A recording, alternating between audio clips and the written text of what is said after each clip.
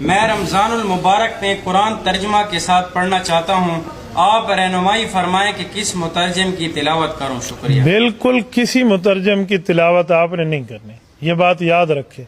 عام بندہ جب قرآن کے ترجمے اٹھا کے اس میں غور و خوض شروع کرے گا، یہ گمراہی کا دروازہ کھلے گا۔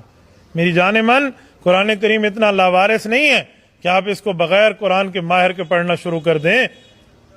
ڈاکٹری میڈیکل کی کتاب آپ بغیر ماہر کے نہیں پڑھتے، تو قرآن کریم بغیر ماہر کے آپ کیوں پڑھیں گے؟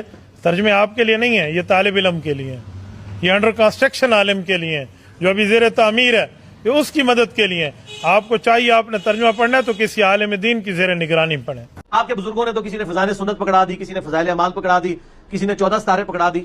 ہمیں تو نبی علیہ السلام کتاب اللہ دے کے گئے ہیں، یہ سنت ہے۔ اور یہ حیران کن بات ہے کہ اگر مجھے کوئی یہودی آ کے یہ کہے نا کہ قرآن ڈائریکٹ نہ پڑھنا گمراہ ہو جاؤ گے، ہم کہیں گے دیکھو اللہ کا دشمن ہے، اپنی کتاب پڑھوانا چاہتا ہے، تو تھوڑا مولوی ممبر تے چڑھ کے کہتا ہے قرآن ڈائریکٹ نہیں پڑھنا چاہیے، گمراہ ہو جاؤ گے، تو اس کے بارے میں سوچا جائے کسی اور چکر میں ہی ہے۔ یہ مسلمان کے لبادے میں ایک دشمن اسلام کا کھڑا ہوا ہے آپ کے سامنے۔ قرآن تو کم از کم 4 دفعہ ایک سورت میں کہہ رہا ہے وَلَقَدْ يَسَّرْنَا الْقُرْآنَ لِلذِّكْرِ فَهَلْ مِن مُدَّكِرٍ۔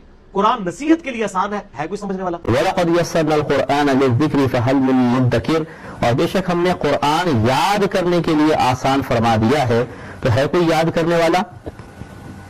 تو یہاں پہ قرآن کو یاد کرنا آسان فرمایا ہے۔ بعض لوگ اس کا ترجمہ کرتے ہیں کہ ہم نے قرآن کو سمجھنے کے لیے آسان بنایا، تو وہ بیچارے قرآن پاک کو سمجھنا شروع کر دیتے ہیں۔ ایسا ہرگز نہیں کرنا چاہیے۔ قرآن سمجھنے کے لیے آسان نہیں ہے، یاد کرنے کے لیے آسان ہے۔ یہی وجہ ہے کہ 6 سال کا بچہ بھی ہمارا قرآن عظیم کو پورا کا پورا یاد کر لیتا ہے۔ لیکن سمجھنا اگر آسان ہے تو پھر آپ بتائیے کہ ہر شخص کے قرآن سمجھ کے عالم نہ بن جاتا؟ ہر شخص ایک بہت بڑا عالم دین ہوتا ہے، جو قرآن پڑھتے جاتے اس کو سمجھتے جاتے۔ جب سمجھنا آسان رکھا ہے اللہ نے تو ہر گھر میں ایک عالم ہوتا، قرآن کا عالم، جو قرآن کے تمام علوم کو جانتا ہوتا، لیکن ایسا نہیں ہے۔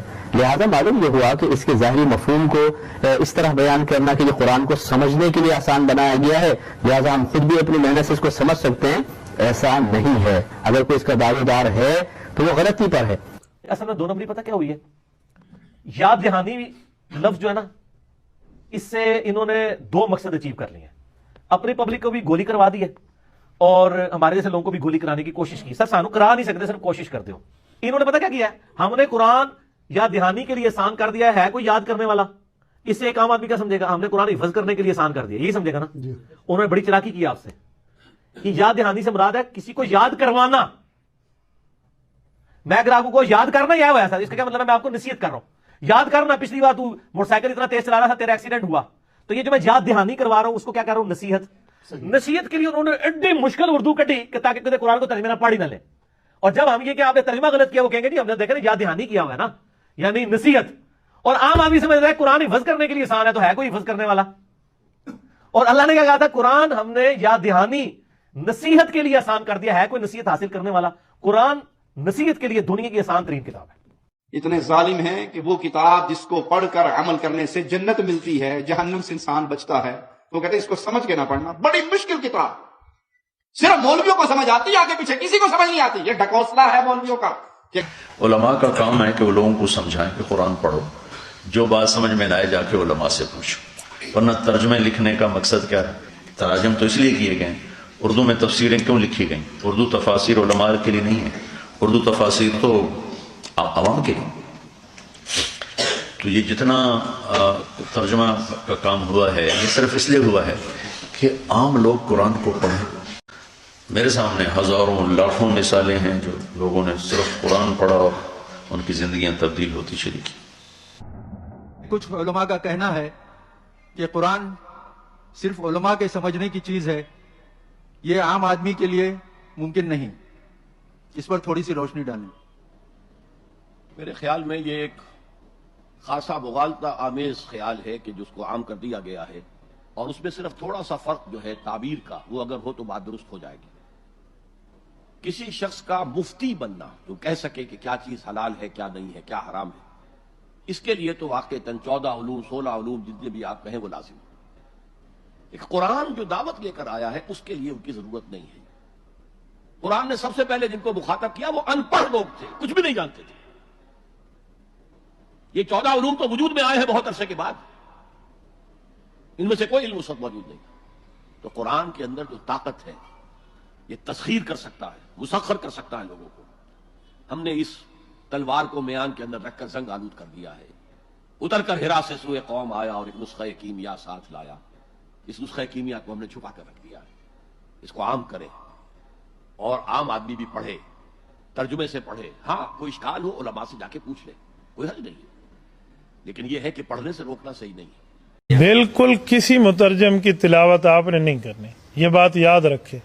عام بندہ جب قرآن کے ترجمے اٹھا کے اس میں غور و خوض شروع کرے گا، یہ گمراہی کا دروازہ کھلے گا۔ وَلَقَدْ يَسَّرْنَا الْقُرْآنَ لِلذِّكْرِ فَهَلْ مِن مُدَّكِرٍ، اور بے شک ہم نے قرآن یاد کرنے کے لیے آسان فرما دیا ہے، تو ہے کوئی یاد کرنے والا؟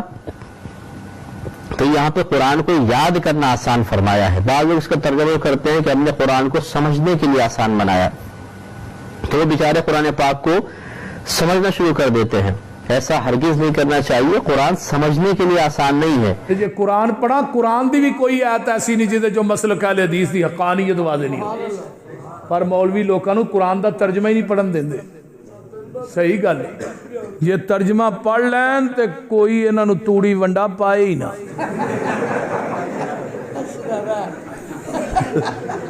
بول دے رہی انہاں مولویاں دیاں روٹیاں بند ہو جانی۔ اتنے نا کالے والی پنڈ ہے، کالے والی کھردو اگلے پاسے، اتنے میں گیا نا جلسے، میں کہا یار اتنے کیویں حدیث ہو، ایک ماسٹر سی وہ گھر کھانا سی، بالکل حقیقت گل لگا سنا۔ آندا جی میں ماسٹر سا سکولے تے میرے ماسٹر دو حدیث سن، انہاں کہا ساڈے ایک مولوی صاحب آ رہے نے، چلا تینوں سنائیے۔ تے حافظ عبداللہ صاحب شیخو پوری رحمت اللہ علیہ، اے انہاں دی تقریر سی، میں ٹر گیا۔ حافظ صاحب نے سورۃ الانعام دی آیت نمبر 50 پڑھی، جی میں آپ صاحب دا انداز ہوندا جی سن سن حافظ عبداللہ دے دکھڑے، تے آیت نمبر 50 تے گھر جا کے ترجمے والا قرآن لے کے قُلْ لَا أَقُولُ لَكُمْ عِنْدِي خَزَائِنُ اللَّهِ، محبوب جی کہہ دیو میرے کو اللہ دے خزانے نہیں، میں علم غیب نہیں جاندا، میں نوری بھی نہیں۔ گھر جا کے آدھے میں کہا مولوی جھوٹ بولتا ہے پہ، وہ ماسٹر صاحب آدھے میں کہا مولوی جھوٹ بولتا ہے، یہ تو ساڈے مسلک دے خلاف ہے، یہ تو ساڈے مسلک دے خلاف ہے، تے ساڈے مسلک دے خلاف قرآن ہو سکتا ہے؟ آندا مینوں بڑی بے چینی، لوگ نعرے مارنا حافظ عبداللہ زندہ باد، میں کہا مرد آباد۔ آندا میں گھر گیا نا تو میں قرآن کڈ کے نا اپنے گھروں ترجمے والا، وہ میں ایت ویکھی، ایت بھی 50، ترجمہ بھی وہ جڑا مولوی صاحب، میں کہا مر گئے تھاں تے بھائی۔ آندا میرے پنڈ دے 3-4 ٹیچر سن، کوئی 12-14 ٹیچر، ہاں ترجمے والے قرآن آندے، اشرف اللہ واشی والے وہ قرآن آندے، ہاں رات نو بہ کے نا مسجد دے وچ وہ ترجمہ پڑھنا شروع کر دیتا۔ آندا جڑا مولوی سی نے ساڈی مسجد دا، انہوں پتہ لگا بھی یہ ترجمہ پڑھنا وے نا بھابی ہو جانا، انہیں رات نو قرآن پاک چادر چ پائے قبرستان چ نہ پایا۔ آندا بس وہی گل سانو بھابی بنا گئی، تے اللہ دے فضل نال 50 گھر نے بھابیاں، مسجد بھی اللہ نے دے چھڈی۔ جڑا قرآن دا ترجمہ پڑھدا ہے نا بندہ، وہ کدی بھی مشرک نہیں رہ سکتا، سیدھی جی گل ہے۔ قرآن دا ایک پارا ہی ترجمے نہ پڑھ لو، پڑھیا کرو، ترجمہ پڑھیا کرو، نہیں تو ترجمے والے قرآن لے آ کے گھر رکھ لو۔ ماشاءاللہ تفسیر احسن البیان ہے، بڑی با کمال تفسیر ہے، کوئی جلد وچ مولانا صلاح الدین یوسف صاحب حفظہ اللہ نے وہ لکھی ہے، تو بڑی با کمال ہے، وہ لے آ کے گھر چ رکھو، پڑھو، وہ حاشیے چ حدیثاں بھی ہے نے، پر پڑھنا والے ہون تے پھر